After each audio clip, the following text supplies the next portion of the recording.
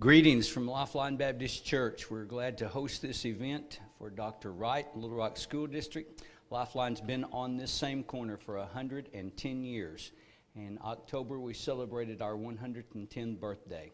Today, we think about wisdom from James 3:17. Wisdom that's from above. It has 8 characteristics. It's pure, it's peaceable, it's gentle, it's reasonable, it's merciful, it's fruitful, it's unwavering, and it's always without hypocrisy. And so Lifeline is a proud supporter of wisdom and education, and we're glad to have Dr. Wright with us in the Little Rock School District.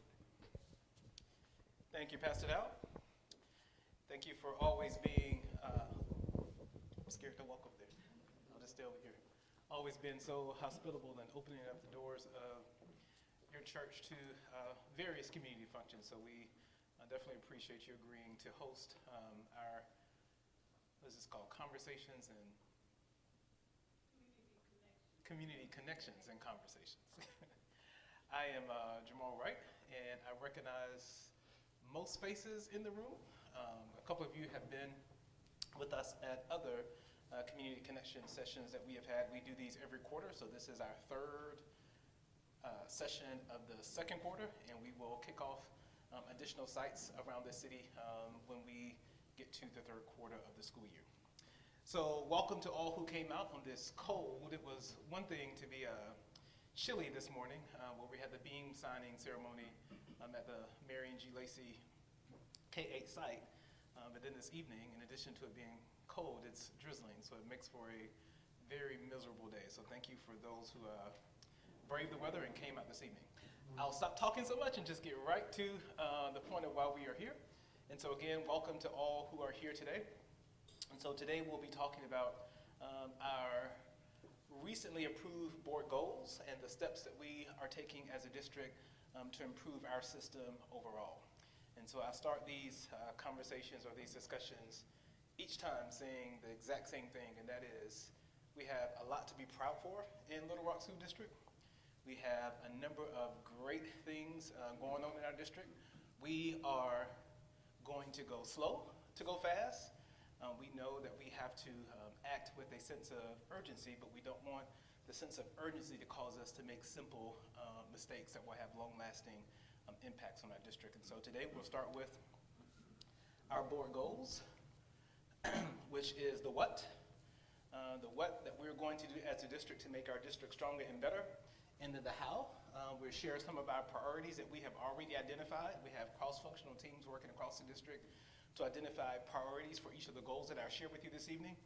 And then we also have the same team, and we're going to get some input from those of you who are here today, who are actually working on the actions or prioritizing the priorities. As you will see when I get into the PowerPoint in just a minute, we have quite a few priorities listed for each goals, and so we know we can't bite off every priority at the same time, so we have to be strategic in terms of deciding what we do first and when, and that is the last step of the planning process that we are in now to reimagine our school district. So again, we'll share the what, which are the goals, the priorities, the how, and then we are also working on developing actions for the priorities, and you all will help us with some of those actions today. All right, so about a month ago or 2 months ago, our board recently adopted and revised our goals. So we have 4 goals to our district and 2 constraints, and we'll get into the meat of all of these goals in just a second. But 4 goals, 2 constraints. For those of you who may not be aware, like I wasn't aware when we started this process, constraints are things that, or conditions that must take place within our district in order for us to achieve the goals. And so our 4 goals are things that are quantifiable. You'll see data that are attached to those 4 goals, quantitative outcomes that we're trying to reach as a district.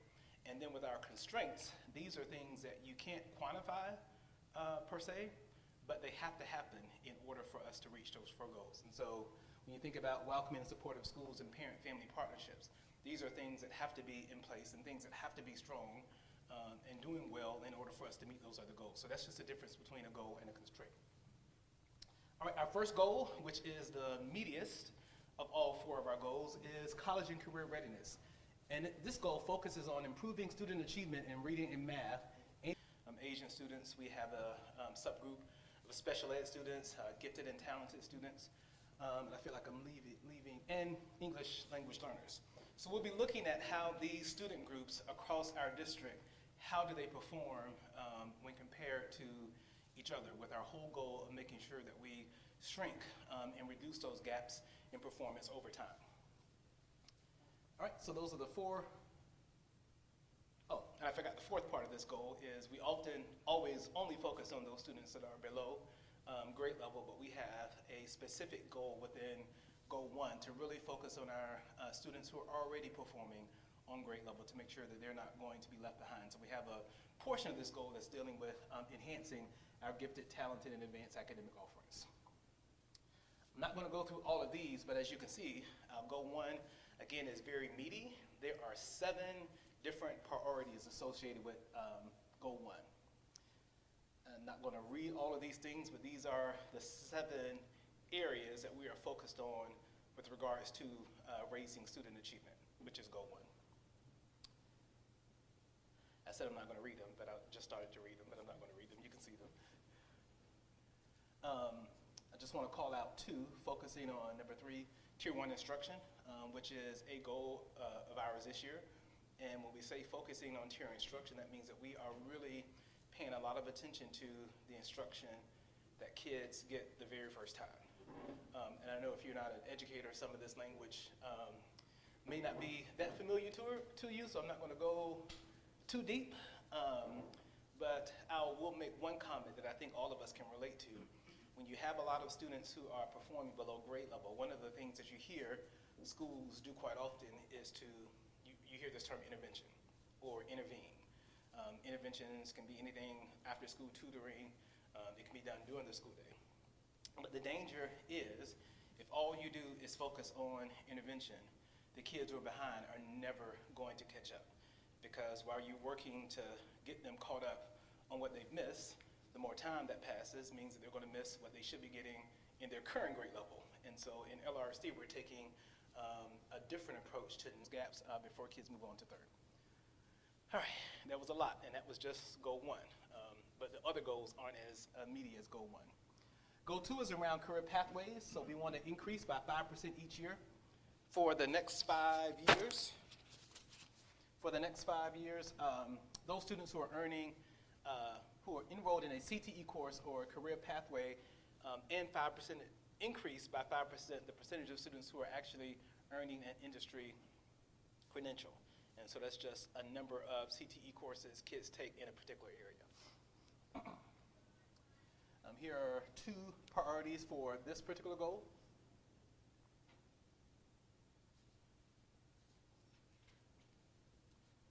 And then Goal 3 is around student recruitment and retention. And so it says here we're going to increase, basically we're going to increase our enrollment. We are down about 600 students less or fewer students than we were this time last school year. I think I don't have the 10-year enrollment data up, but I believe we were close to 24,000 students about 10 years ago, and we are down now to about 21,600 kids is about where we are now. So we definitely want to increase our enrollment. We have a goal here of 24,000 by 2030. That number may change. We have just at the very beginning stages of working with a demographer company who will be responsible for a series of information gathering activities in our district. 1, which includes population growth, looking at population trends across the city, looking at birth rates, looking at areas of the city where people are moving to, where people are moving out, how many kids we've lost to private charters, and that information will give us information that we will need to actually just observations. I like that. That has a much more positive spin. But upon arriving here, I received lots of observations from many different people just about the challenging enrollment process. And I attempted to go in as a new parent and enroll my own child just to see what the experience was like. And 45 minutes into the process, and I believe I was on screen 4 or screen 6. But after 45 minutes, I just gave up because it was just too much. So I recognize how cumbersome that process can be, and so our team has already identified a new enrollment and registration platform that we will actually begin rolling out in the next couple of weeks as we begin the registration process for the 23-24 school year. So you'll be hearing more about that very, very soon. Our last goal is around staff recruitment and retention. We know that we can't be the best school district that we can be without having a highly qualified staff and making sure that all the positions that we have within our district, that they're full, and that employee morale is high, that employee engagement is high. And so a lot of things go into making sure that we're able to recruit and retain our employees. The first thing that people automatically think about is money and salaries and compensation. And believe me when I say those things are important, but when you really look at the research over time, what makes people stay with a company, or what makes people stay with an organization, or what makes someone stay on their job, you would be surprised. Where do you think, in a list of 1 to 10 things, where do you think compensation and salary will fall? I heard somebody say 5, scale of 1 to 10. I hear 2, I see 1. It's typically in the middle, around 3, 4, and 5.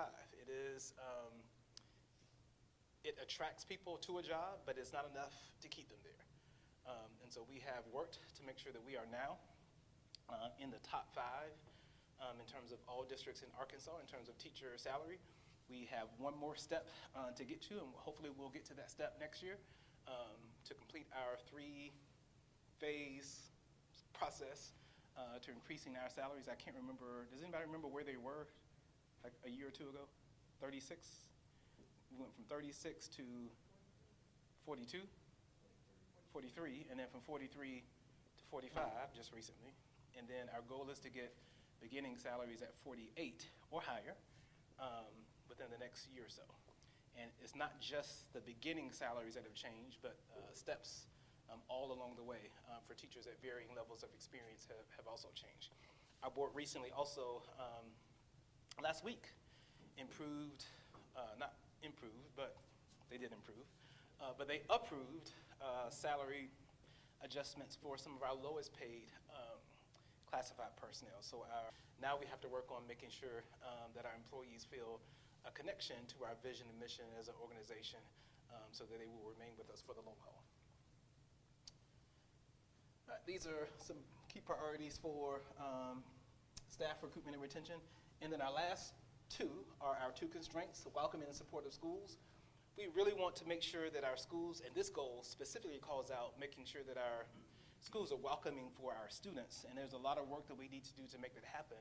But there is also an unstated part of this goal, and that is making sure that our schools and offices, everything that's associated with LRSD, that we are providing great customer service to not just our students, but to our parents and all stakeholders throughout our district. And so you will begin to hear and see an emphasis on our district, making sure that we are service-oriented and making sure that if we're not known for anything else, we want to be known for dramatic increases in student achievement, but we also want to be known for making people feel good and feel great when they come and visit us. And so that's also an unstated goal here. And then our last constraint is around family and parent partnerships. And every school will create and implement a culturally responsive family engagement plan, welcoming and encouraging authentic partnerships in support of a child's educational experiences. And these are our key priorities that you see associated with this goal.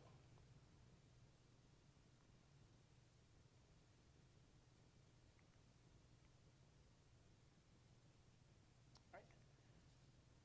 I think this was the fastest that I've gone through this in all of the other 2 community connection sessions. And so what I want to do now is, Ms.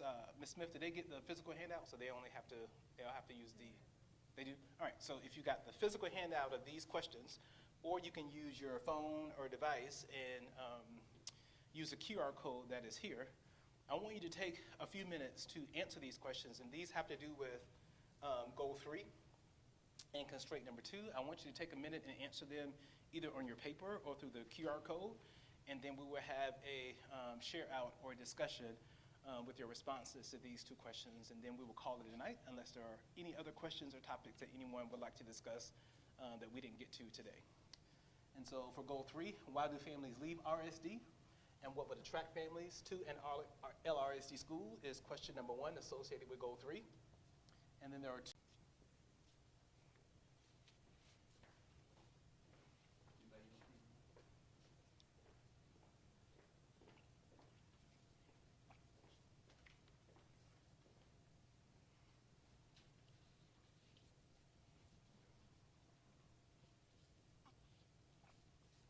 While you're answering those, again, if you have other questions or topics that you want to discuss or address, there will be time to do that this evening as well.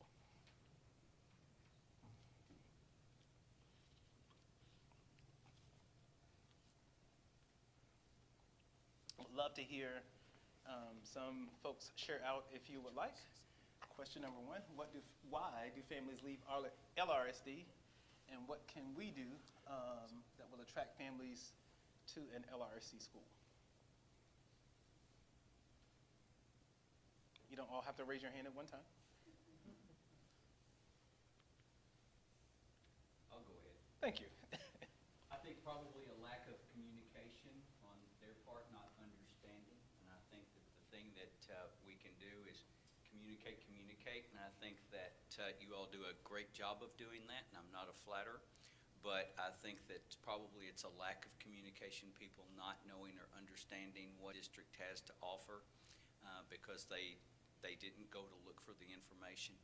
And so I hear that 600 students, that sometimes it's just a lack of information, a lack of getting that information into the right hands. Okay.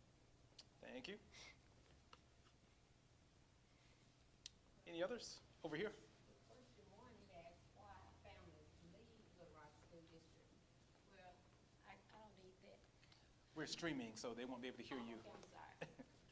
Okay, so I feel that most people leave the district because they get a new job, not necessarily leaving the district because they don't agree with something that's going on, but they leave for another job, so they go to another city or they go to another state. Okay.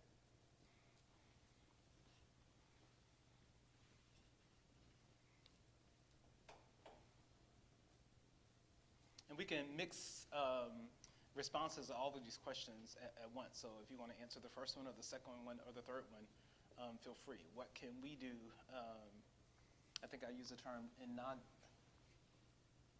think I did. Yeah.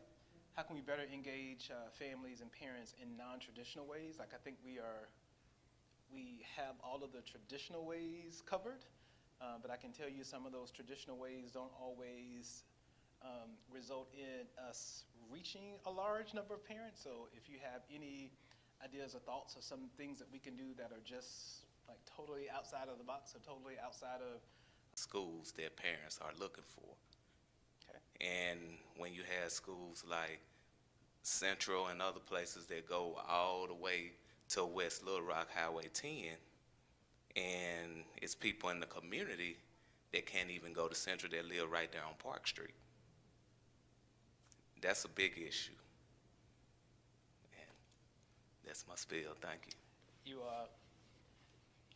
You said a lot without saying a lot. We know that boundaries and enrollment zones and school zones are, can be very hot button and contentious topics for folks. A lot of people go to extreme and buy homes in a neighborhood just based upon the school that they're zoned to. And so I think I mentioned about the demographer that we will begin to work with, but that's another one of their assignments too. We had a beam signing ceremony, which will, if anybody's interested in signing the beam for Mary and Jay Lacey that will be erected within that school tonight, please, we'll give you an opportunity to do so. But we're building that school. We're also getting ready to break ground on a new high school in West Little Rock, and so we're going to have to take a different approach and look at our boundaries. So that's one thing that will be coming out, that we'll be taking on as well. Thank you. Yes, sir. Do families really feel safe within the Little Rock School District? I think it depends on the family families that you asked. We, this past, not this Saturday, but the Saturday before, I met with my Student Advisory Council, which is made up of middle schoolers and high schoolers from all middle schools and high schools throughout the city. And safety was the topic of our discussion 2 weeks ago. And so I started off by asking them, how many of you feel safe in your schools? And how many of you do not feel safe in your schools? And I think their response is probably the same response that you will get from some of our parents. It was mixed. Even some students who may attend schools that may have had a rash of increased incidences this year, even students within those schools, some would say, I feel safe because, you know, what happens in my school doesn't necessarily touch me, but I do understand why other people in my school may not feel safe. And so I think it depends. But it is an issue. It definitely is an issue. I said, let me get down here and see what's going on. I haven't had the opportunity to meet you, but I retired from Pulaski County. My daughter teaches at J. Fair. So, and I've been subbing since I retired 12 years ago. So I enjoy teaching. And I sub in all the districts, not just Little Rock. So I don't have a clue how you're going to start engaging parents again. That's a good one. Thank you for your years of service to our profession and for your years of service to Little Rock in particular. Yeah, I know social media is huge. I think we do reach a lot of people with our social media sites, but they don't always result in people coming out. And, people, we have to be honest too. Like, I would like to consider myself an engaged parent, but when I think about, when my kids were in elementary and middle school, like I was the last one to know what was going on at their school. And with my oldest son, I was actually his principal, and still miss things.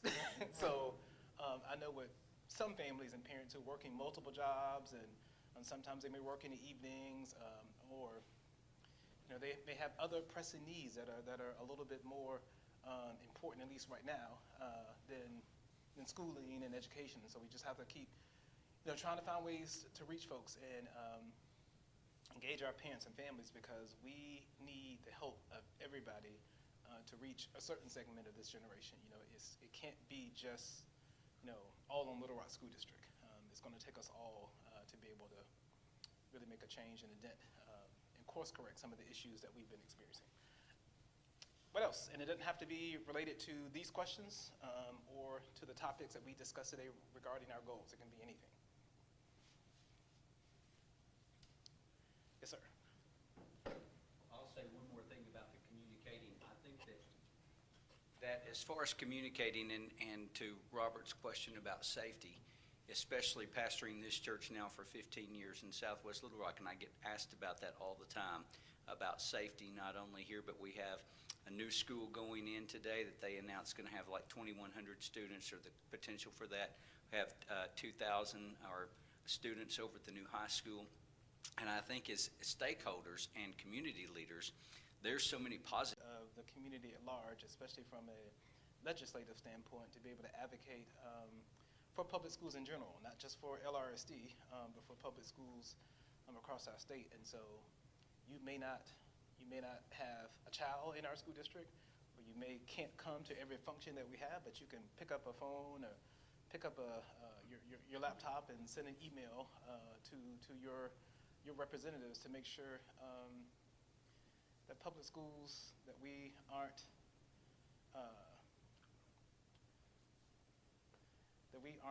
negatively impacted by some of the policies or laws or statutes that may come down the pike. So, yes, ma'am.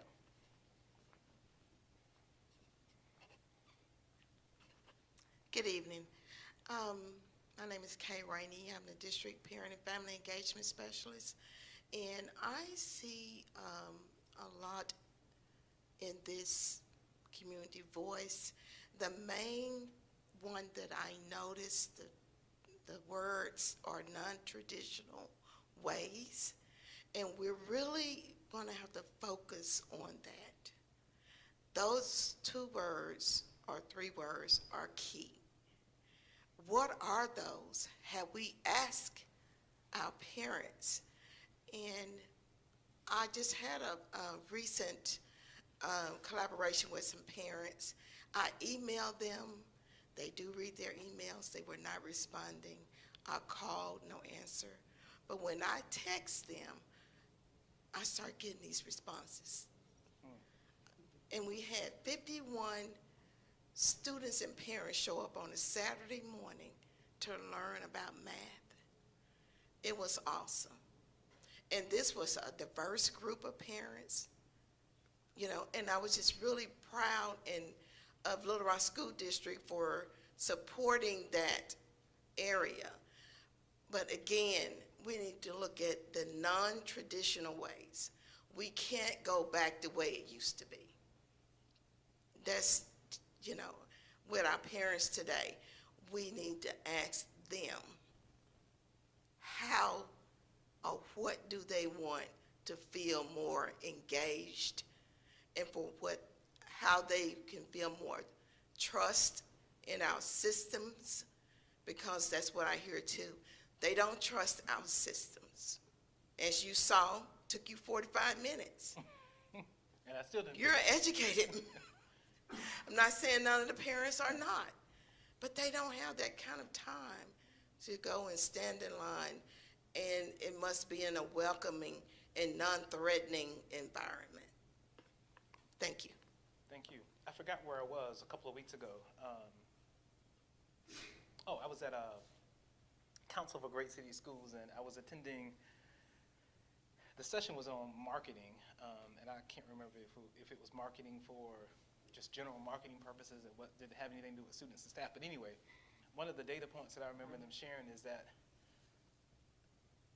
in the age of technology, folks throughout their district just from the phone than they did through email, social media, and some other things. And so I have been meaning to Ms. Pam to share that information since I have been back, but I keep forgetting.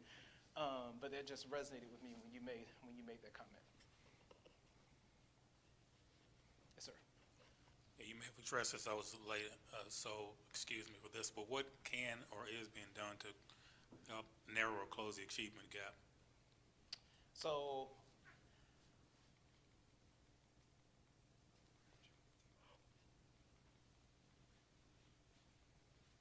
everything that you see there, and without reading every single thing that's up there, we're prioritizing teaching and learning. For me, and what we're trying to do throughout our district is for everybody to understand that teaching and learning is our core business. And that sounds like a simple statement, but when everybody in our district, regardless of what their role is and position is, understands what our chief priority is, that means that we need to realign and change some of the ways in which, how we've been functioning in the past, because bottom line, it's about teaching and learning. Teaching and learning happens in schools. It happens more specifically in classrooms, and even more specifically, it happens between teachers and students. And if teachers and students are our unit of change as a district, then our priorities should be funneled on what's going to impact that. And it sounds simple, but when you look at where we spend our time, where we may spend our money, where we may spend our attention, it may not necessarily be on those things. And so a lot of the work around Goal 1 has to do with just kind of like reimagining and refocusing everyone's understanding of why we're here, or why we're employed, or why we're employees of the district. Oh, Lord. Good evening, Ms. Hatter. Hi.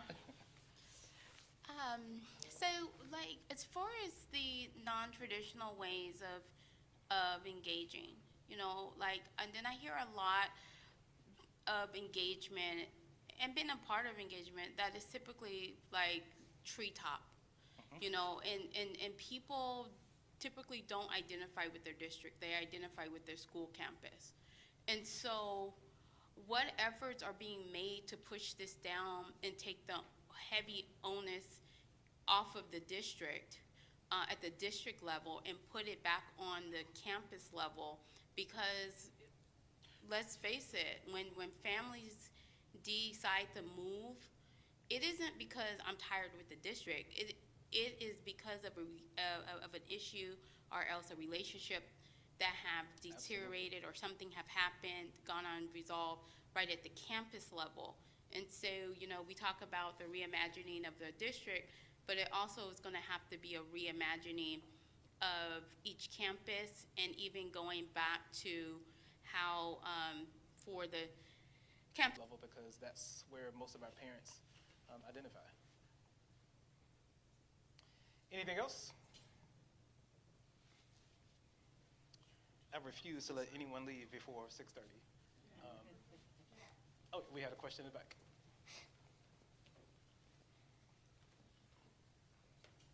Thank you. It's not so much a question. I think it's more of a challenge. I'm a district employee, but I'm also a community member here. And I've been here, through the opening of Southwest High School, and, the closing of some of our schools. But each neighborhood, each organization in a neighborhood, whether it's some type of religious organization, whether it's a community organization, I'm going to challenge us to become a part of that campus. So it is a community campus. Whether it's the church, whether it's a women's club, I'm challenging Southwest Little Rock to come and be a part, and then I'm challenging the schools to open up your doors to us so we can come every day if we need to and be a part and make our schools the school that it can be. We have to show ownership in it. We do have to feel like it is at our schools, and we love our schools, and we want to reimagine our schools to be a neighborhood school, even if it's a K-8 school. I think that's extremely, extremely important for us as community leaders to come out and be a part of our school. Go to football games, go to basketball games. Maybe the district can do something really great and have grandparents getting in free or for $1. Come up with some things to make us engage and want to be a part of our school. I'm going to say this, and I hope this does not come off as an indictment on this particular community. But I went to the homecoming game at Little Rock Southwest High School, and we were playing Cabot. Cabot had 10 times more people in the guest part of the stadium than Southwest High School had for their own homecoming. And I don't know what homecoming has looked like in the past, but if you had an opportunity to see our young men and our young women dressed in the best, I don't know, is after five still a term? Evening wear, thank you. I just dated myself. In the best evening wear, representing themselves in the coronation ceremony. But when you looked across, it was hardly anybody in the stands from our own community. And so I do think, thank you for that challenge. And I do challenge everybody, regardless of what area in Little Rock that you're in, to support us. Again, between what their lives look like after they leave us than what it does right now. And so we all have a part. We all can play a part, and there is more than enough room for everyone in this room, plus all your cousins, aunties, and everyone else. There's enough help and need to go around. Anything else before we close out? I know Principal Dow is here. She's playing a dual role tonight. She's principal of McDermott, and do you refer to yourself as First Lady? Okay, I don't know. I think that's a black church thing. I'm not quite sure. Okay, anyway, the wife of Pastor Dow, we're glad to see you here this evening. Stop laughing at me, Ms. Rainey. If there is nothing else, again, with all sincerity, thank you for coming out. We will do this again third quarter with a different topic, different place, different location. And so we look forward to seeing you again, if not before then. Have a great evening.